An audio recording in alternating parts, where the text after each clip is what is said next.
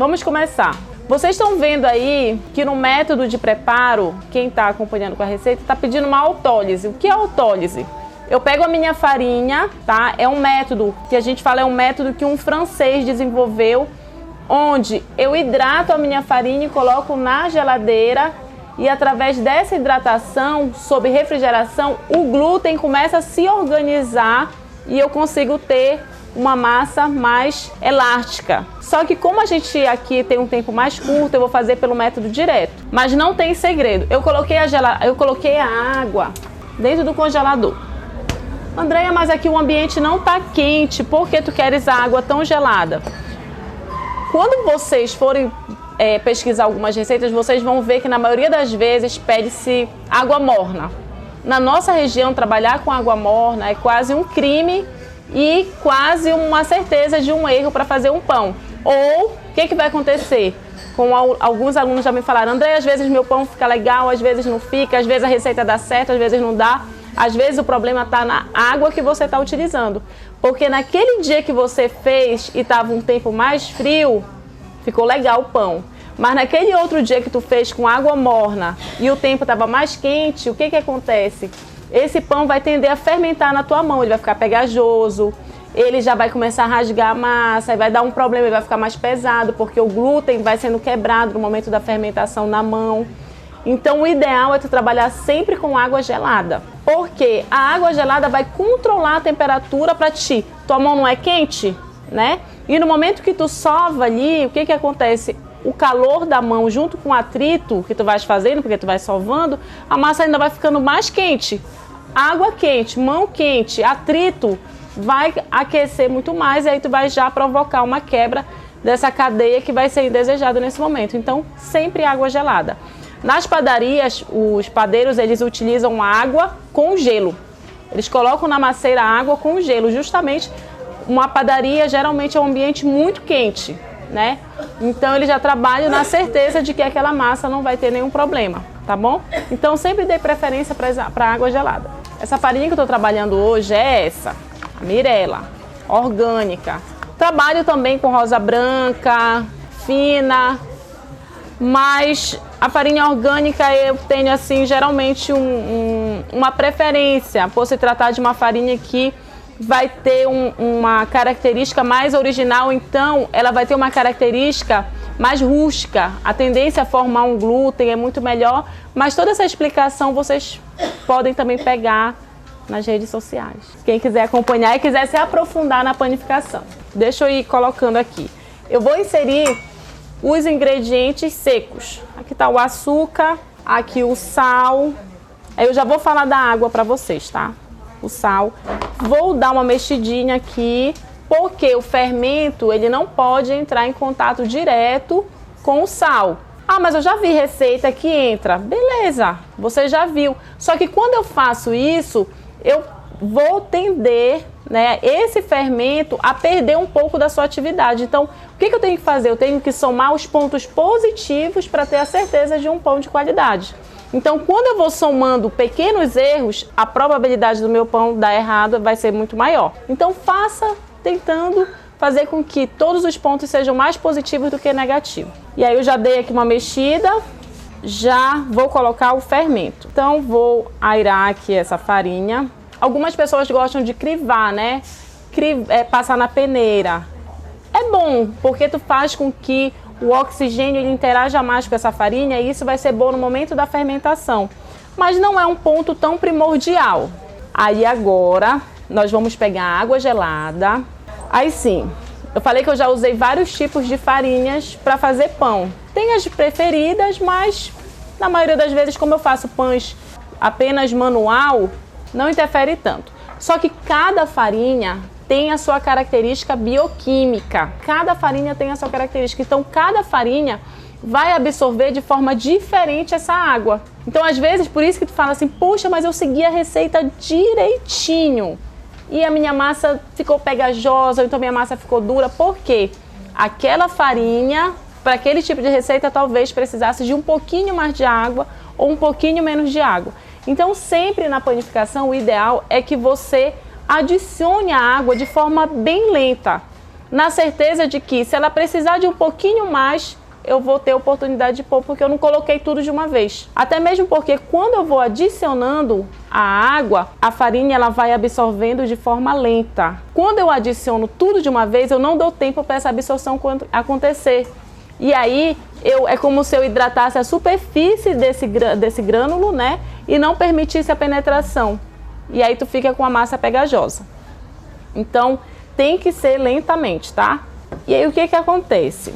Na panificação, eu sempre falo o seguinte, tu só vais ter a certeza se tu aprendeu a fazer um pão ou se o pão chegou no teu ponto, porque assim, é muito, às vezes, até mesmo subjetivo, porque as características do pão dependem muito do que a pessoa gosta.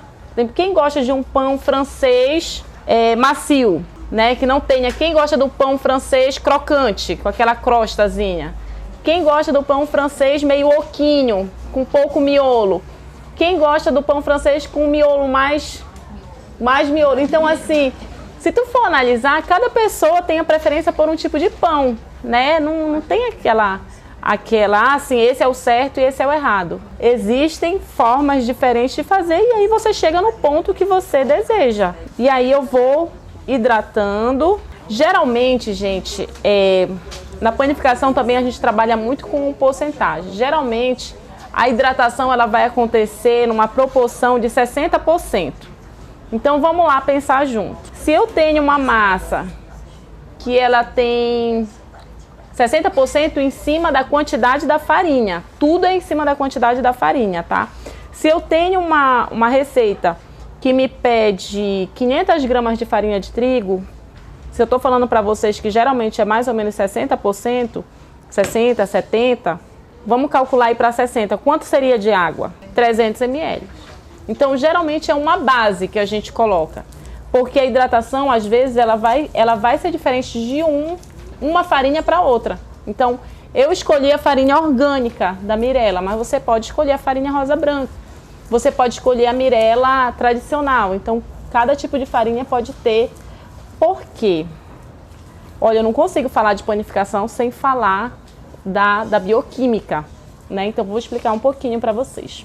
Essa farinha aqui, ela é constituída basicamente de amido, né, o carboidrato, e proteínas. Essas proteínas, em sua maioria, são formadoras do glúten. O glúten é o que vai dar essa elasticidade.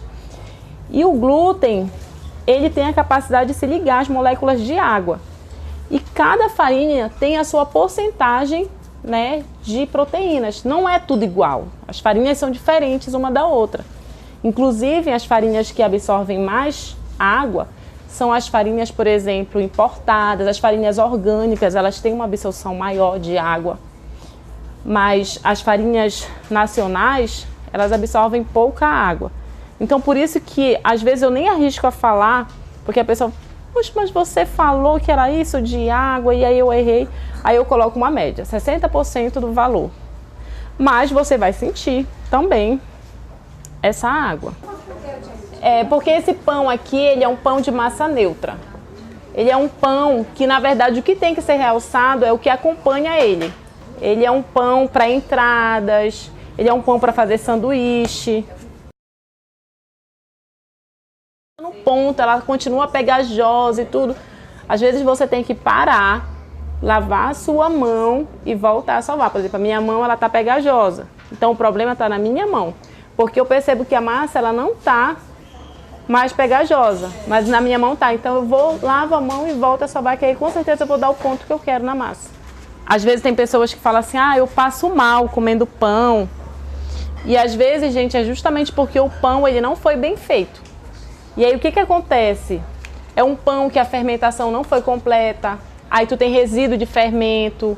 Então tudo isso interfere na questão da qualidade do pão e até mesmo na saúde do consumidor. Então um pão bem feito, ele vai trazer, além do conforto em relação a sabor, também em relação à saúde. Por isso que é importante a gente fazer o nosso pão. Então a massa, na verdade, ela já está num ponto bem legal.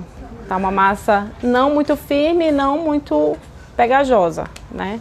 Desenvolveu bem. E o meu outro pão, ele já está com uma boa fermentação, porque eu coloquei lá uma aguinha para né? Dar uma força, que aqui o ambiente é um pouquinho gelado. Olha só, gente, também na panificação, quando a gente fala de produção, por exemplo, eu quero fazer pães para comercializar, não tem como tu não ter uma balança, porque com a balança tu tem a certeza de estar fazendo certo, porque tu pesou os ingredientes de forma correta, e a certeza também de que você está fazendo os pães no peso correto. E aí então não vai ter um cliente que vai comer um pão grande e um cliente que vai comer um pão pequeno. Todos os pães estão com o mesmo peso. Então é importante, no momento que eu vou fazer a divisão da massa, eu também pesar. Esse aqui eu vou pesar com 60 gramas o peso da massa crua. 60 gramas, aí ele aumenta de volume, né? Ele dobra de tamanho. E aí eu vou colocar eles para fermentar. O que eu faço? Como eu não quero que ele grude, né? E é um pão que a gente sente o fermento cru mesmo depois na superfície, que é um pão de característica rústica, né? Então eu vou colocar ele para fermentar numa superfície untada apenas com trigo, tá? Somente o trigo mesmo. Aí eu vou bolear. Vou bolear aqui de forma que vocês possam fazer na casa de vocês. Faz as bolinhas, tá? Colocando a parte, dá pra ver? A parte lateral, tu vais colocando pra dentro, aí tu vai formando tipo uma trouxinha, tá? E aí tu tem a bolinha aqui. Sim, você abre um pouquinho, tá? Coloca a superfície, as laterais, quer dizer, pra dentro, ó. Porque aqui eu posso só bolear, que a gente chama, né? Você pega aqui a ponta dos dedos e vai empurrando pra dentro, ó. Vai empurrando e aí você tem a bolinha, ó. Mas aqui eu vou fazer assim. Assim não fica. Por quê? Vou mostrar pra vocês. Por quê? Porque tu vai ter várias aberturas, né? E aí pode deformar o pão. Então o ideal é manter a superfície aqui inteira, tá? E aí eu pego as laterais e vou guardando na certeza de que o meu pão, quando assar, não vai abrir. E aí, o bom desse pão que é que ele assa rápido. Ele é tipo quem já fez pizza. Pois é tipo o assamento da pizza também. Ele assa bem rapidinho, né? E aí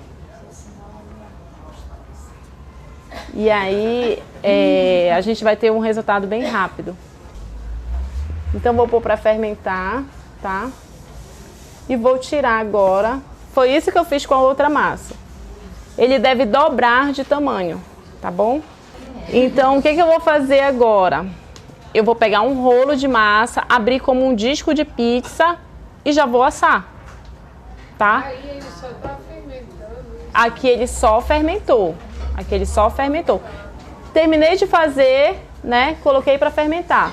Quanto tempo? Qual foi o problema? Porque eu tive que acelerar a fermentação. Então eu coloquei uma águazinha lá. O ideal, gente, é a gente não apressar a fermentação. O ideal é deixar o micro-organismo, porque o fermento biológico, eles são micro-organismos. São leveduras que vão estar ali consumindo o carboidrato, que no caso o amido e outros açúcares que estão também presentes, vai consumindo e vai produzindo gás carbônico. Então isso tem que acontecer de forma gradativa. Quando eu acelero, eu não permito que todos os sabores que deveriam ser desenvolvidos se desenvolvam realmente. Então por isso que às vezes fica aquele... Sabe aquele pão caseiro com gosto de fermento? Que é horrível.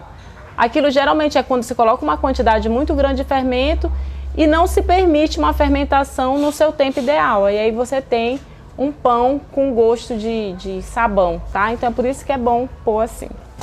Eu aqueci uma água nessa panela aqui, ela já tá até mais... Aqueci a água e coloquei dentro do forno. Desligado, tá? Porque tem algumas pessoas que pegam e ligam o forno, aquece, né, o forno, e aí depois deixa ela ficar morninha e coloca o pão dentro para fermentar, né, para dar a sensação térmica. Só que ele cria um calor seco. E para o pão não é legal esse calor seco nesse momento, é melhor um calor úmido. Aí por isso que em vez de ligar o forno, eu coloco uma panela com água quente, que aí ela vai evaporando, né, as gotículas e aí permite a fermentação. Tá? Deixa eu abrir agora. Eu tenho preferência por fermentação bem lenta. Então, por mais que eu trabalhe com fermento biológico, eu coloco o meu pão para fermentar na geladeira. E aí eu deixo lá ele fermentando às vezes por 2, 3 horas, 5 horas, até 12 horas. Porque eu quero um pão com sabor muito mais, como eu poderia falar, com um sabor muito mais acentuado. Então, quando eu permito essa fermentação, quanto mais lenta, mais sabor eu agrego a esse pão. Então, por isso que eu deixo fermentar na geladeira. Você também pode fazer isso. E agora, aqui eu vou untar a superfície, onde eu vou abrir os discos. Vou pegar esse pão, vou jogar também um pouco de trigo na superfície e vou abrir os discos. Aqui eu tô abrindo de forma bem suave, tá? Aí eu vou rodando o disco, ó. Tô fazendo bem lento aqui pra vocês. Estão conseguindo acompanhar aí? Gente, 2 vezes eu cometi o mesmo erro. Eu trouxe chia para colocar na minha massa. E eu esqueci na primeira e esqueci na segunda. Que eu ia colocar para vocês. Porque assim, esse pão você pode fazer tanto assim, a massa neutra, como você pode adicionar corante natural. Ou seja, aquela água que eu coloquei, você pode fazer tipo um suco concentrado de couve para fazer um pão verde. Você pode adicionar fibras, pode pôr o suco de beterraba. Você coloca no... Quando eu estiver hidratando. Ah, tá.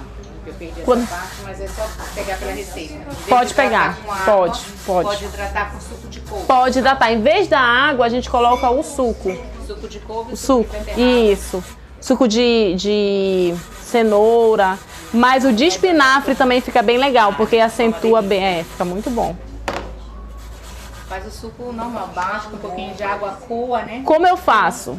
Eu pego o jambu, também fica legal. O pessoal já estão fazendo aquele gyoza, sabe aquele gyoza pastel chinês? Fica muito bom. Estão fazendo com jambu. Olha, gente, aí dou uma batidinha e vou colocando os discos. Como eu faço meus concentrados? Eu pego uma quantidade de folha, digamos, 2 copos de folha para 1 de água. Eu bato, faço a peneiragem, né? Depois eu dou uma aquecida para dar uma concentrada ainda maior. Aí você intensifica o pigmento, né? E concentra porque você reduz a quantidade de água. Coloca na geladeira, deixa ele ficar geladinho, aí tu vai preparar o teu pão dessa forma. Olha, vocês estão vendo também, eu tô fazendo, mas eu não deixo ele muito fino, não vão abrir para ele ficar muito fino, tá? É só mesmo pra, ó, senão atrapalha depois. Então tá aqui os discos, tá? Agora eu vou assar, vou só dar um tempinho, mas ele alcança rápido, né, a temperatura. Eu vou deixar só alcançar a temperatura, já vou assar. Vai ter que assar uma bandeja de cada vez, mas é questão de poucos minutos. A gente assa, aí eu já vou preparar o recheio do sanduíche, tá?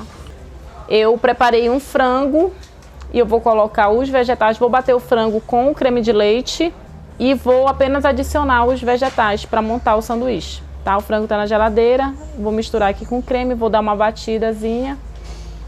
Porque se for colocar apenas os vegetais, fica muito seco, né? Então você tem que ter algo que dê. A gente poderia fazer ele vegano, né? E aí eu ia fazer o quê? Poderia fazer uma caponata, para dar essa quebrada na questão do seco, né? Então você adiciona um molho, eu poderia colocar um molho de tomate, com tomates secos também. E aí elaborando, pensando sempre numa parte mais úmida, com os ingredientes mais secos. E aí entra o pão e esses vegetais. Porque quando a gente coloca assim uma fruta, dá uma quebrada e uma acidez junto com o salgado. O doce da fruta fica bem legal. E aí eu resolvi trazer a manga. Esse pão, a gente quando vai fazer uma mesa de frios, por exemplo, ele é um pão muito apreciado numa mesa de frios. E aí você pode servir com azeite, com orégano, com alecrim, né? E aí você vai passando no azeite esse pão, acompanhado de um vinho, né? E aí pode acompanhar, né? Numa mesa de... nos antepastos. Fica muito legal. Aí o que a gente faz, né? A gente pega, assa no forno e finaliza na frigideira. Que aí o que ele faz? Ele assa no forno e na frigideira termina de dar aquele toque rústico, né? Dá a crocânciazinha, fica bem legal. Esse frango aqui eu fiz o seguinte, e aí como eu fiz? Eu peguei, cortei ele pequenininho, coloquei um pouquinho de cebola, alho, refoguei a cebola, o alho, coloquei um pouco de noz moscada, só para dar um sabor diferenciado, né? Não ficar só o sabor do alho. E aí eu coloquei só um pouquinho de salsinha, mas eu gosto muito, eu vou bater agora o creme com a salsinha, e aí eu vou colocar a salsinha, que é para dar uma cor. Também.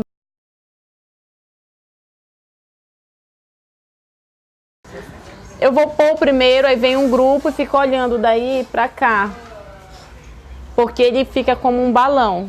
Eu espero que vocês não me decepcionem. Ele fica como um balão, né? Aí depois ele vai sentando, então esse é o ideal. Não pode ficar muito tempo assando, vocês não pode dourar, é essa cor que ele fica, porque se ele ficar muito tempo assando, ele fica seco. E aí o que tu quiseres fazer depois, a não ser que o teu objetivo seja só servir com azeite, com patê, algo desse tipo. Mas se for para montar se for para montar um sanduíche, já tá perfeitinho, assim, tá? Eu vou só pôr aqui, só para cima. O ideal é deixar ele ficar bem frio para poder utilizar, mas aqui a gente está precisando dele já morninho mesmo. Então eu vou partir no meio. André, eu quero guardar o pão. Deixa esfriar bem, totalmente. Vai empilhando ele, coloca dele num saquinho, amarra bem e guarda na geladeira. Pode ser o pão que tu vai ficar utilizando para fazer os sanduíches durante a semana. Faz pão num dia para utilizar durante a semana. Eu vou abrir todos eles. Eles ficam assim, ó. Vocês viram que eu usei só a lateral e que ele abriu sozinho. Ele se divide. Você pode fazer maior. Aí você, em vez de 60 gramas, você pode pesar 80 gramas. Olha, gente, ele cresceu um pouquinho, tá? É só para mostrar para vocês que a gente pode finalizar também na frigideira, dando esse toquinho mais queimadinho, tá? Mais rústico. Mas eu vou tirar, porque eu quero usar todos para sanduíche. Aí eu vou abrir todos para esfriar. Por que ele tem que estar frio, gente? Porque senão os vegetais vão ficar murcho, né? Quando eu colocar no pão quente. Se tratando de um sanduíche, por exemplo, ele tem uma espessura menor, tu vai ingerir uma quantidade menor de massa. E tu pode trabalhar nessa massa adicionando fibra, por exemplo, que aí vai te trazer os benefícios que ela tem. Tu pode, então é um pão que, pelo fato da massa ser neutra, tu pode adicionar, né, outros ingredientes que podem contribuir de forma mais saudável, por exemplo. Tá, o sanduíche. Eu pego a base, a parte de baixo dele, para passar o patê, porque a outra, ela é bem fininha, olha. É como se é a parte superior do pão, ela é mais fininha. Então eu utilizo a base para ela ter mais sustentação, porque se eu fosse passar aqui, ele poderia se desfazer com mais facilidade, tá? Então eu vou passar, vou colocar um pouco do alface. Esse é o pimentão vermelho, manga. E esse aqui eu vou colocar um pouquinho de azeitona para dar uma quebrada e também somar com a acidez. Aí eu pego e passo um pouco só na parte de cima, que é para não ficar tão seco e ela também aderir bem, para não ficar saindo